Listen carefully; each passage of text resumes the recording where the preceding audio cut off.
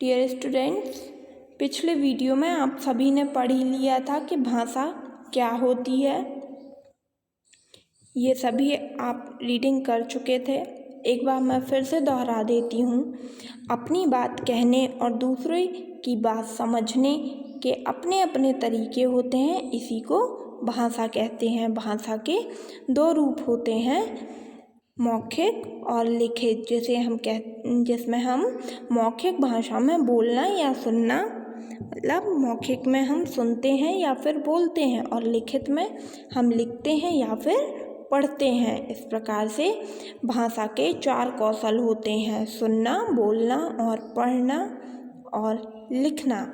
तो अभी आप सभी लोग इसकी रीडिंग कर चुके हैं। इसके बाद आज हम इसके अभ्यास प्रश्न करेंगे। तो अभी आप सभी अपनी बुक में पेज नंबर 8 ओपन करेंगे।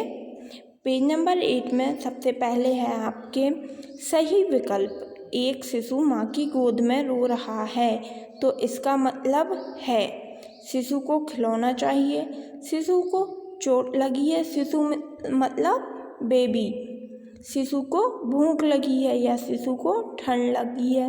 तो क्या होगा, शिशु को भूख लगी है, तो इस पे आप टिक करेंगे। बच्चा हंस रहा है, तो इसका मतलब बच्चा उदास है, बच्चे को दर्द हो रहा है, या बच्चा खुश है, या बच्चे को भूख लगी है। अगर हंस रहा है तो क्या है, हंस रहा है तो खुश है, अगर रो रहा है तो दुखी है। तो बच्चा खुश है, इस पे आप टिक करेंगे। फिर यहाँ पे कोई गूंगा व्यक्ति अपनी बात कैसे समझाता है, संकेत से। अगर वो बोल नहीं पाता है तो वो बोल तो पाएगा ही नहीं, गूंगे व्यक्ति बोल नहीं पाते हैं, तो बोल तो वो पाएगा ही नहीं। फिर लिखकर भी वो समझा सकता है, लेकिन लिखना भी क्या है, एक तरीके से संकेत देना ही है, लाइट के द्वारा बिल्कुल नहीं, संकेत से। तो सही उत्तर होगा संकेत से, तो इस पे आप टिक करेंगे। फिर है चित्र देखो और बताओ। यहाँ आपको चित्र देखना है और बताना है कि कौन क्या कर रहा है। मानस क्या कर रहा है, मानस आइसक्रीम खा रहा है। मुग्धा क्या कर रही है, मुग्धा पढ़ रही है।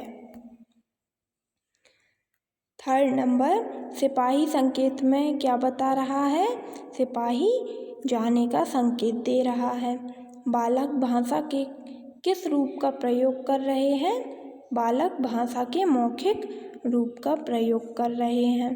यह लड़का भाषा के किस रूप का प्रयोग कर रहा है, लड़का भाषा के लिखित रूप का प्रयोग कर रहा है। ये लोग आपस में बात कर रहे हैं। बात कर रहे हैं मतलब दो में से कोई एक बोलेगा और एक सुनेगा।